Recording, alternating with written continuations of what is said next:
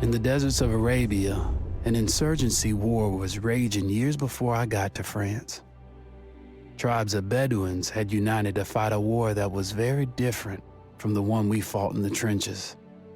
Using small, mobile units, they challenged the might of an empire, and they were rallied around the ideas of a single, influential warrior. Ideas of freedom and change.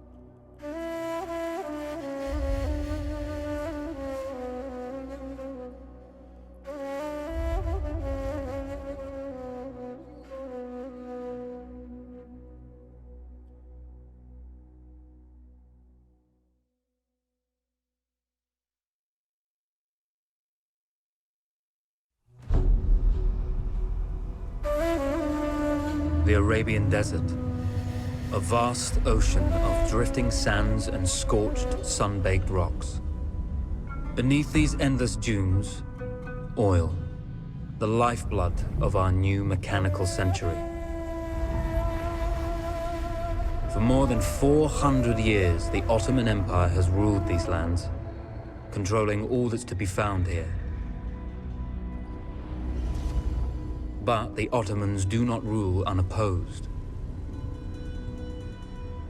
Small bands of Bedouin rebels have united to overthrow the empire. They strike without warning and then vanish into the desert. Fighting alongside them is a lone British officer whose exploits have earned him wide renown. The world has taken to calling this man Lawrence of Arabia.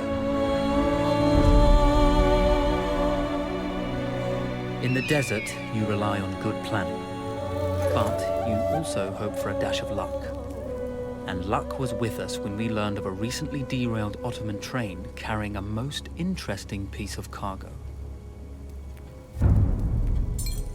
A small patrol had joined the Ottomans who survived the crash. Together, they guarded the wreckage and waited for reinforcements.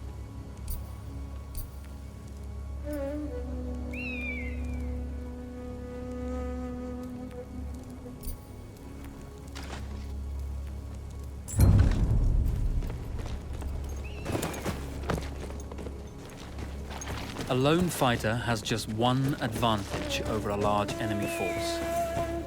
A lone fighter can move unseen.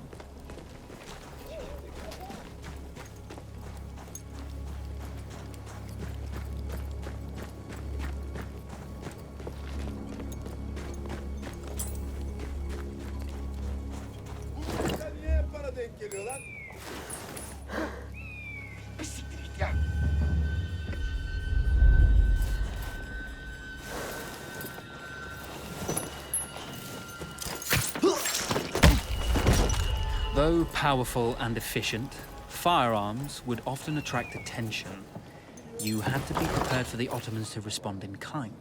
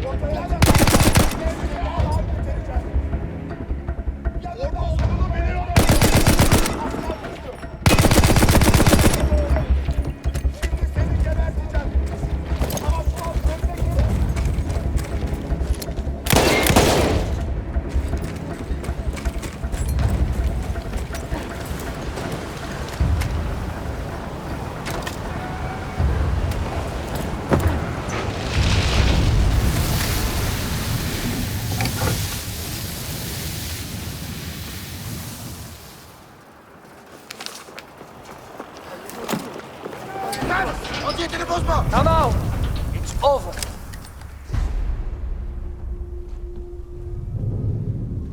Well, you did not think we would be fast enough to catch you here, did you? Lawrence of Arabia.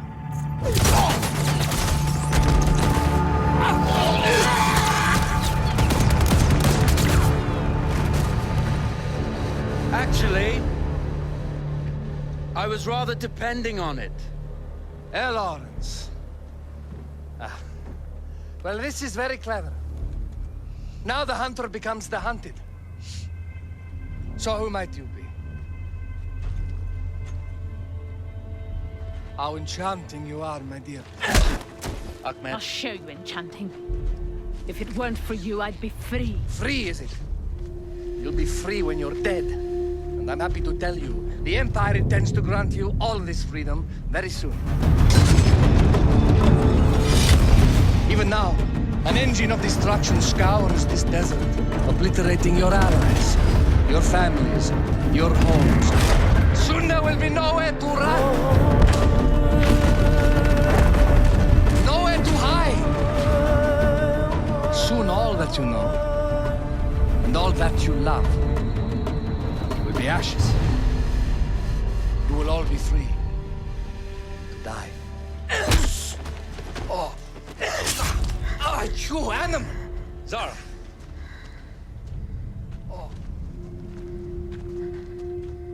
Now I understand that you would like nothing more than to strip the flesh from that man's feet and send him off into the desert naked to die. But think about it. You're right. I'm sorry. My friend here, she can be a little brusque. You're going to tell me how to lie to your train, so we can lure it into a trap and destroy it. Impossible. To even begin to talk to that train, you would need an entire book of communication codes. Oh, like this one, you mean? You can never stop the progress of machines. One day, the whole world will take your lands and the precious black gold beneath its sands. We shall see, my friend.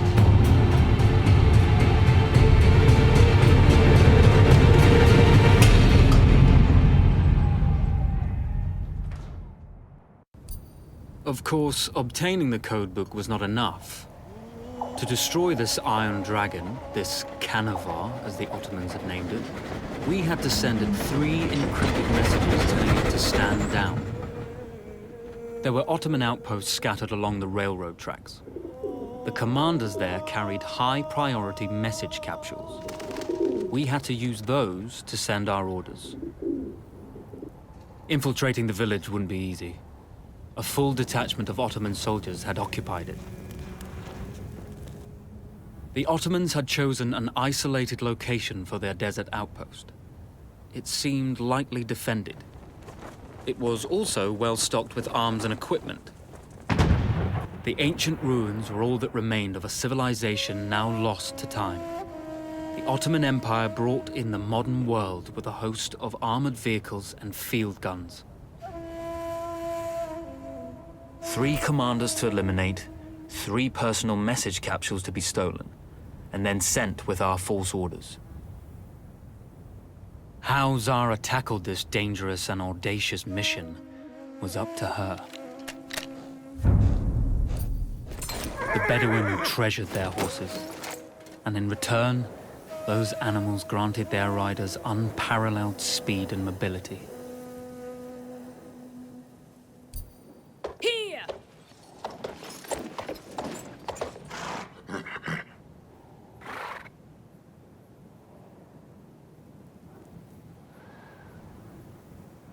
Here! Ha!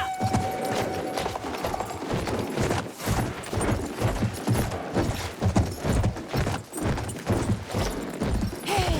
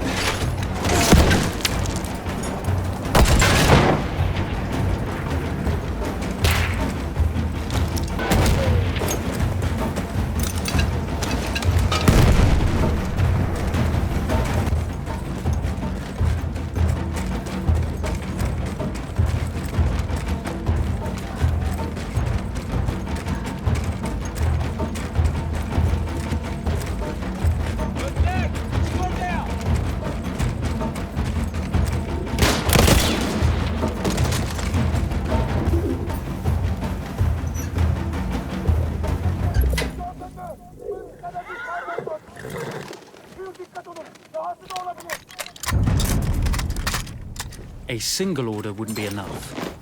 Ottoman protocol required the message to be received in triplicate before the train would acknowledge it as genuine.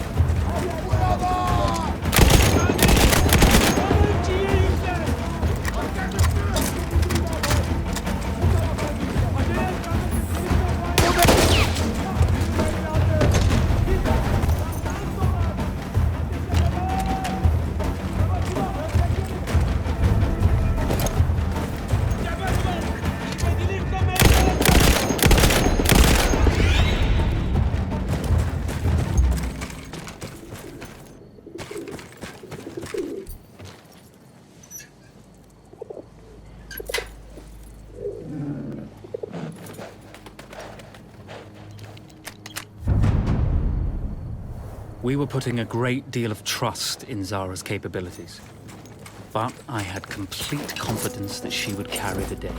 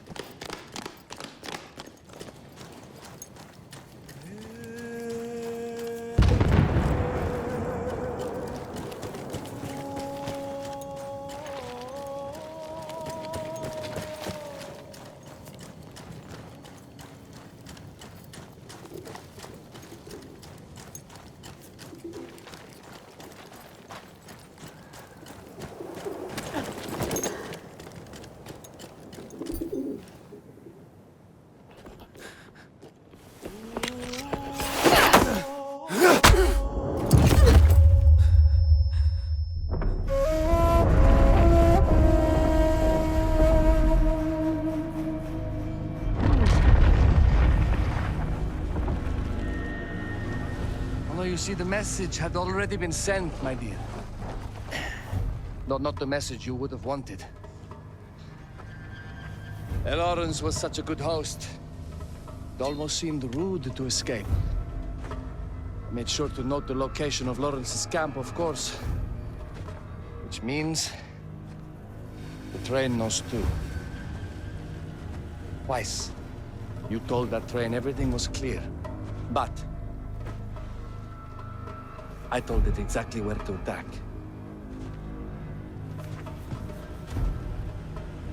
The beast has your scent, my dear. And it's coming to slaughter you and your little band of rebels. First, the firestorm from the cannon. Then, up close with the troops to slaughter any survivors.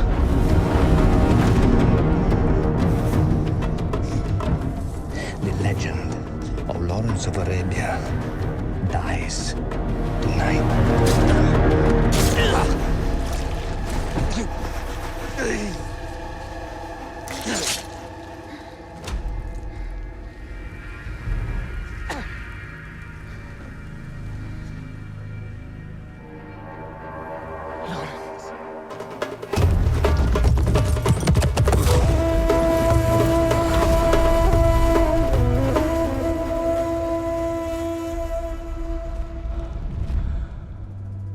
You slipped away just in time. Till Kitchi was a fool to think we'd ever stay after he escaped. The carnival won't stop hunting us. No, it won't. Let me think. The train's coming a long way. So it'll have to stop to take on water. That's where we strike. Agreed. I'll deal with any sentries, then rig explosives on the track. Yes, and I'll rally our fighters. When I blow the lines, the train will be trapped. So when you hear the blast, you need to attack them with everything you have. It's good. But you know that there's a chance the men may not come. You may set off those explosives and find you're out there all alone. You know that. I guess I won't know either way until I set it off.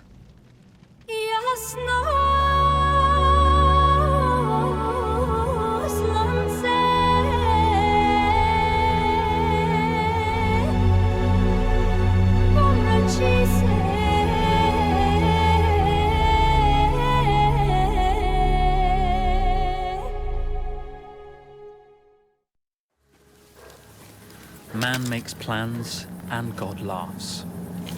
As it turned out, the small town where we would ambush the train had a significant enemy presence. Those troops would have to be dealt with before the explosives could be set.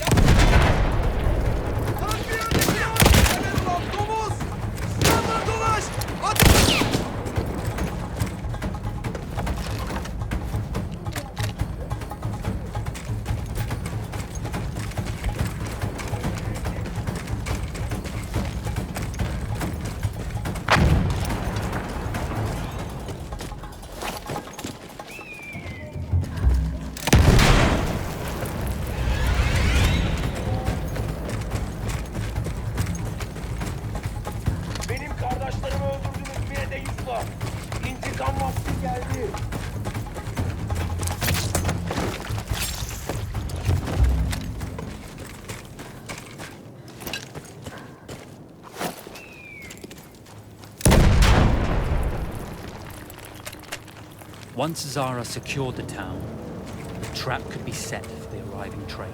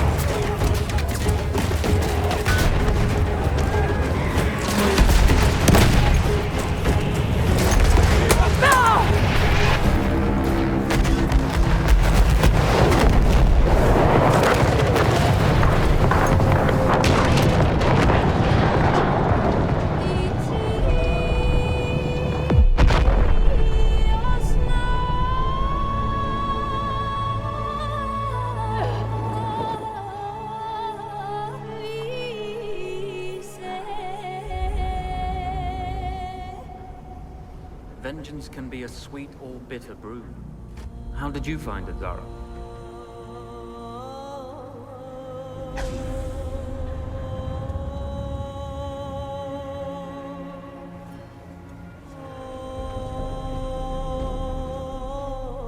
And you're right, we do need to think bigger, act bigger. Maybe even the Suez Canal.